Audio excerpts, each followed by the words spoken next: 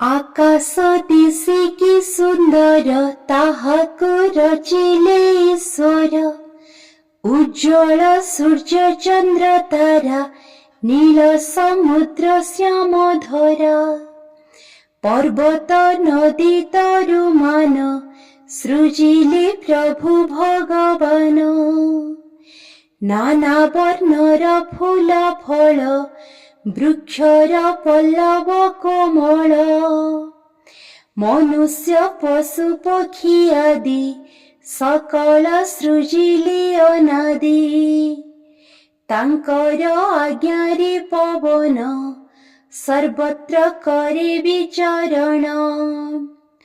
अग्नि तांकर आदेशरे उत्ताप तेज दान करे।